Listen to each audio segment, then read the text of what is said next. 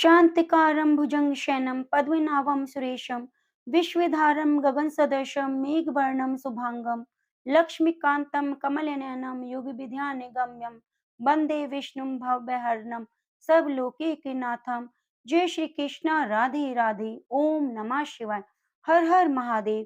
प्रिय मित्रों, नए साल के अवसर पर हम नित्य नियम से श्रीमद् भागवत गीता के अध्यायों का रसपान करेंगे। भगवान श्री कृष्ण के चरणों का ध्यान करते हुए आज हम रसपान करते हैं भागवत गीता के पहले अध्याय का। श्री पार्वती जी ने कहा, भगवान आप सब तत्वों के ज्ञाता हैं, आपकी कृपा से मुझे श्री विष्णु संबंधी नाना प्रकार के धर्म सुनने को मिले जो समस्त लोक का उद्धार करने वाले हैं। हे देवेश, अब मैं गीता का महात्म्य सुनना चाहती हूँ, जिसका श्रवण करने से श्री हरि में भक्ति बढ़ती है।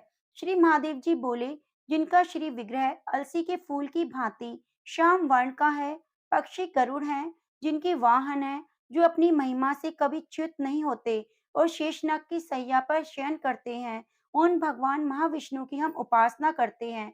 एक समय की बात है, मूढ़दैत्य के नाशक भगवान विष्णु शेषनाग के रमणीय आसन पर सुखपूर्वक विराजमान थे। उस समय समस्त लोगों को आनंद देने वाली भगवती लक्ष्मी ने आदर पूर्वक प्रश्न किया। श्री लक्ष्मी जी ने पूछा, भगवान आप संपूर्ण जगत का पालन करते हुए भी अपने ऐश्वर्य के प्रति उदासीन से होकर जो इस क्षीर सागर में नींद ले रहे हैं, इसका क्या कारण है? श्री भगवान बोले, सुमुखी, मैं नींद नहीं लेता हूँ, अपितु तत्व का अनुसरण करने वाले अंतर्दृष्टि के द्वारा अपने ही माहेश्वर तेज का साक्षात्कार कर रहा हूँ।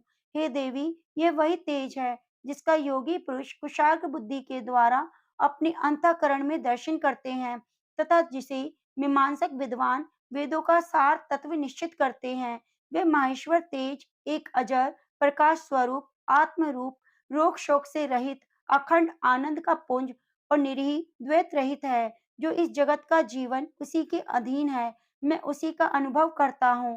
हे देवेश्वरी, यही कारण है कि मैं तुम्हें नींद लेता से प्रतीत होता हूँ। श्री लक्ष्मी जी ने कहा, ऋषिकेश, आप ही योगी पुरुषों के ध्येय हैं। आपके अतिरिक्त भी कोई ध्यान करने योग्य तत्व है, यह जानकर मुझे बड़ा कौतूहल हो रहा है। इस चराचर जगत की सृष्टि और संहार करने वाले स्वयं आप ही हैं। आप सर्वसमर्थ हैं।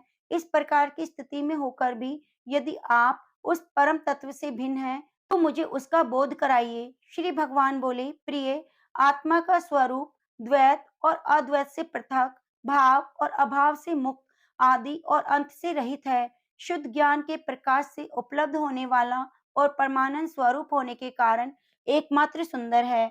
वही मेरा ईश्वरीय रूप है। आत्मा का एकत्व ही सबके द्वारा जानने योग्य है। गीता शास्त्र में इसी का प्रतिपादन हुआ है। अमित तेजस्वी भगवान विष्णु के ये वचन सुनकर लक्ष्मी देवी ने शंका उपस्थित करते हुए कहा, भगवान, यदि आपका स्वरूप स्वयं परमानंदमय और मन वाणी की पहुंच के बाहर है, तो गीता कैसे उसका बोध कराती है? मेरे इस संदेह का आप निवारण कीजिए। श्री भगवान बोले, सुंदरी, सुनो, मैं गीता में अपनी स्थिति का वर्णन करता हूँ। क्रमशः 5 अध्यायों को तुम 5 मुख जानो, 10 अध्यायों को 10 भुजाएं समझो, 1 अध्याय को उदर और 2 अध्यायों को दोनों चरण कमल जानो। इस प्रकार ये 18 अध्यायों की बाघ में ईश्वरीय मूर्ति ही समझनी चाहिए। यह ज्ञान मात्र से ही महान पातकों का नाश करने वाली है। जो उत्तम बुद्धि वाला पुरुष गीता के एक या आधे अध्याय का या एक या आधे या चौथाई श्लोक का भी प्रतिदिन अभ्यास करता है, वह सुशर्मा के समान मुक्त हो जाता है। श्री लक्ष्मी जी ने पूछा, देव, सुशर्मा कौन था, किस जाति का था और किस कारण से उसकी मुक्ति हुई? श्री भगवान बोले, प्रिय, सुशर्मा बड़ी खोटी बुद्धि का था। पापियों का तो वह शिरोमणि था। उसका जन्म वैदिक ज्ञान से शून्य और क्रूरतापूर्ण कर्म करने वाले ब्राह्मणों के कुल में हुआ। वह न ध्यान करता, न जप करता, न होम करता, न अतिथियों का सत्कार करता। वह लंपट होने के कारण सदा विषयों के सेवन में ही आसक्त रहता, हल जोतता और पत्ते बेचकर जीविका चलाता। उसे मदिरा पीने का व्यसन था। वह मांस भी खाया करता। इस प्रकार उसने अपने जीवन का दीर्घ काल व्यतीत कर दिया। एक दिन मूढ़ बुद्धि सुशर्मा पत्ते लाने के लिए किसी ऋषि की वाटिका में घूम रहा था। इसी बीच में काल रूपधारी काले सांप ने उसे डस लिया। सुशर्मा की मृत्यु हो गई। तदंतर वह अनेक नरकों में जहाँ की वह यातनाएं भोग कर मृत्यु लोक में लौट आया। वहां बोझा ढोने वाला बैल हुआ। उस समय किसी पंगु ने जीवन को आराम से व्यतीत करने के लिए उसे खरीद लिया। बैल ने अपनी पीठ पर पंगु का भार ढोते हुए बड़े कष्ट से 7-8 वर्ष बिताए। एक दिन पंगु किसी ऊंचे स्थान पर बहुत देर तक बहुत तेजी के साथ उस बैल को घुमाया। इससे वह थक कर बड़े बेग से पृथ्वी पर गिरा और मूर्छित हो गया। उस समय वहां कौतूहलवश आकृष्ट हो बहुत से लोग एकत्रित हो गए। उस जन समुदाय में किसी पुण्यात्मा व्यक्ति ने उस बैल का कल्याण करने के लिए उसे अपना पुण्यदान किया। उसके बाद कुछ दूसरे लोगों ने भी अपने-अपने पुण्यों को याद करके उसके लिए दान दिया। उस भीड़ में एक वेश्या खड़ी हुई थी, उसे अपने पुण्य का पता नहीं था, तो उसने भी लोगों की देखा-देखी उस बैल के लिए कुछ त्याग किया। तदंतर यमराज के दूत उस मरे हुए प्राणी को पहले यमपुरी ले गए, वहां विचार करके उस वेश्या के दिए हुए पुण्य से ये पुण्यवान हो गया है, उसे छोड़ दिया गया। फिर वह भूलोक में आकर उत्तम कुल और शील वाले ब्राह्मणों के घर में उत्पन्न हुआ। उस समय भी उसे अपने पूर्व जन्म की बातों का स्मरण बना रहा। बहुत दिनों के बाद अज्ञान को दूर करने वाले कल्याण तत्व का जिज्ञासु होकर वह उस वैश्या के पास गया और उसके दान की बात बतलाते हुए पूछा, तुमने कौन सा पुण्य दान किया था? वैश्या ने उत्तर दिया, वह पिंजरे में बैठा हुआ तोता प्रतिदिन कुछ पढ़ता था, उससे मेरा अंतःकरण पवित्र हो गया, उसी का पुण्य मैंने तुम्हारे लिए दान किया।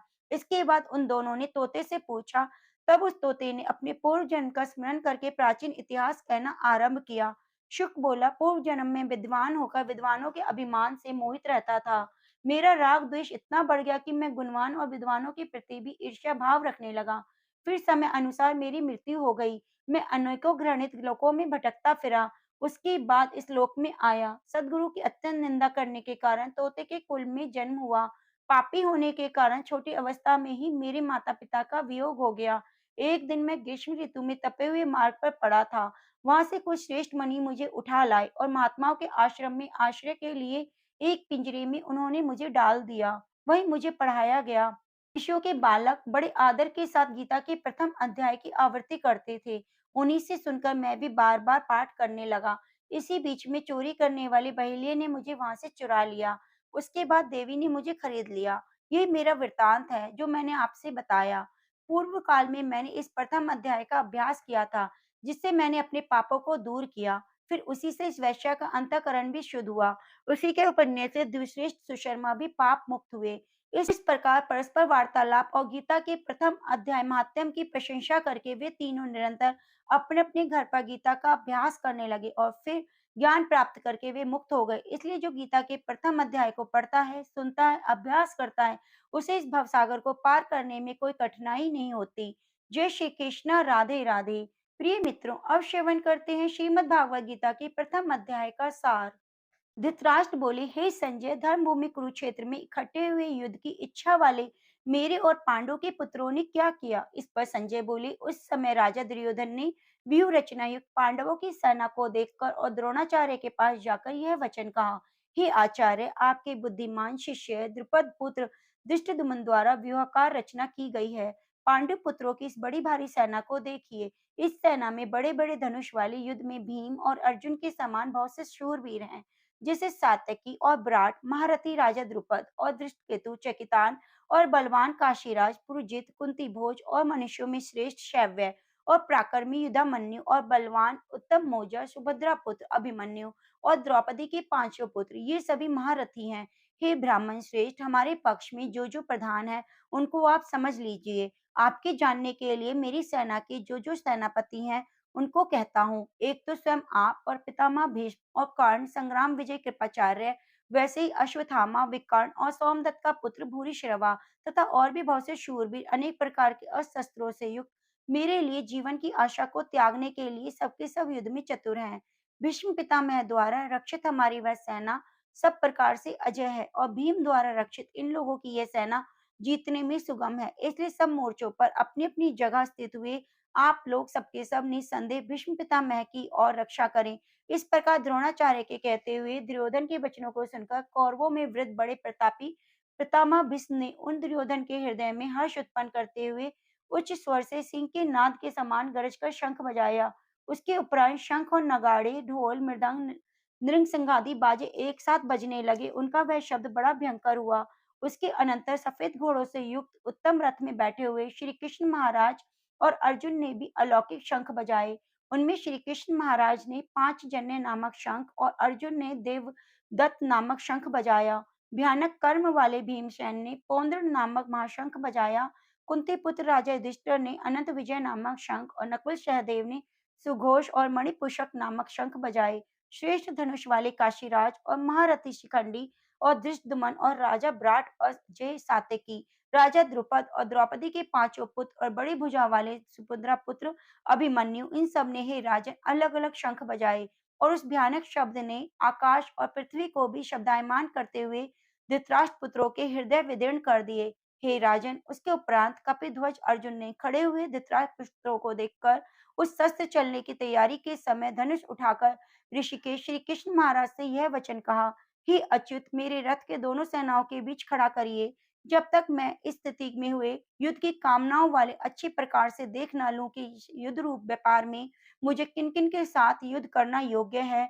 दुर्बुद्धि दुर्योधन का युद्ध में कल्याण चाहने वाले जो जो ये राजा लोग इस सेना में आए हैं, उन युद्ध करने वालों को मैं देखूंगा।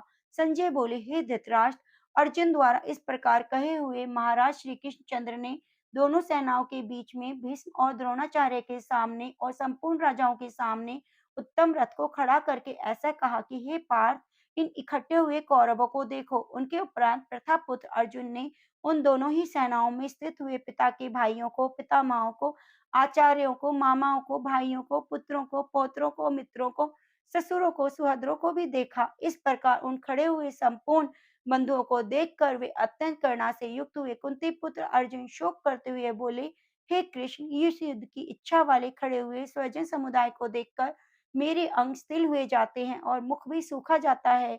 मेरे शरीर में कंप और रोमांच होता है, हाथ से गांडीव धनुष गिरता है, त्वचा भी बहुत जलती है, मेरा मन भ्रमित हो रहा है, इसलिए मैं खड़ा रहने में भी समर्थ नहीं।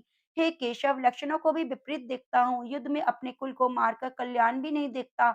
हे कृष्ण, मैं विजय नहीं चाहता, राज्य सुखों को भी नहीं चाहता। हे गोविंद, हमें राज्य से क्या प्रयोजन, भोगों और जीवन से क्या प्रयोजन, क्योंकि हमें जिनके लिए राज्य, भोग, सुख आदि इच्छित है, वे ही यह सब धन और जीवन की आशा को त्याग कर युद्ध में खड़े हैं।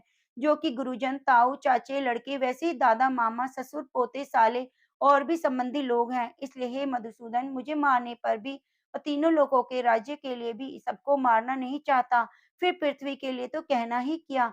हे जनार्दन, धृतराष्ट्र के पुत्रों को मारकर भी हमें क्या प्रसन्नता होगी, इन आतताइयों को मारकर हमें पाप ही लगेगा। इससे हे माधव, अपने बांधव धृतराष्ट्र के पुत्रों को मारने के लिए हम योग्य नहीं है, क्योंकि अपने कुटुंब को मारकर हम कैसे सुखी होंगे। यद्यपि लोभ से भ्रष्ट हुए ये लोग कुल के नाशकृत दोष को और मित्रों के साथ विरोध करने में पाप को नहीं देखते, परंतु हे जनार्दन, कुल के नाश करने से होते हुए दोष को जानने वाले हम लोगों को इस पाप से हटने के लिए क्यों नहीं विचार करना चाहिए, क्योंकि कुल का नाश होने से सनातन धर्म कुल नष्ट हो जाता है। धर्म के नाश होने से संपूर्ण कुल को पाप बहुत ही दबा लेता है। हे कृष्ण, पाप के अधिक बढ़ जाने से कुल की स्त्रियां दूषित हो जाती हैं। हे वार्ष्णेय, स्त्रियों के दूषित होने से वर्ण संकर उत्पन्न होता है और वर्ण संकर कुलघातियों को और कुल को नरक में ले जाने के लिए होता है। लोप हुई पिंड और जल की क्रिया वाले इन पितर लोग भी गिर जाते हैं। वर्ण संकर कारक दोषों के कुलघातियों के सनातन कुल धर्म, जाति धर्म नष्ट हो जाते हैं। हे जनार्दन, नष्ट हुए कुल धर्म वाले मनुष्यों का अनंत काल तक नरक में वास होता है, ऐसा हमने सुना है। अहो, शोक है कि हम लोग बुद्धिमान होकर भी महान पाप करने को तैयार हुए हैं, जो कि राज्य और सुख के लोभ से अपने कुल को मारने के लिए उद्यत हुए हैं। यदि मुझ शस्त्र रहित और न सामना करने वाले शस्त्रधारी धृतराष्ट्र के पुत्र रण में मारे, तो मारना भी मेरे लिए अति कल्याणकारक होगा। संजय बोले, रणभूमि में शोक से उद्विग्न मन वाले अर्जुन इस प्रकार कहकर वाण सहित धनुष को त्याग कर रथ के पिछले भाग में बैठ गए। इति श्रीमद् भागवत गीता रूपी उपनिषद और ब्रह्म विद्या योग शास्त्र विषयक श्री कृष्ण और अर्जुन के संवाद में अर्जुन विषाद योग नामक पहला अध्याय पूर्ण हुआ। श्री कृष्ण गोविंद हरे मुरारी, हे नाथ नारायण वासुदेवा, हे नाथ नारायण वासुदेवा, हे नाथ नारायण सुदेवा, पितृमात सखा तुम्ही हमारे, हे नाथ नारायण वासुदेवा। तो उम्मीद करूंगी आपको श्रीमद् भागवत गीता का पहला महात्म्य और सार बहुत पसंद आया होगा। श्रीमद् भागवत गीता के नित्य श्रवण करने मात्र से हमारी सभी मनोकामनाएं पूर्ण होती हैं और हरि कृपा बनी रहती है। हमें सभी पापों से मुक्ति मिल जाती है। आगे के अध्याय श्रवण करने के लिए आप हमारे चैनल को सब्सक्राइब जरूर कीजिए और बेल आइकन को दबाना ना भूलें। मिलते हैं अगली ऐसी धार्मिक कथा कहानी और श्रीमद् भागवत गीता के अध्याय के साथ। धन्यवाद।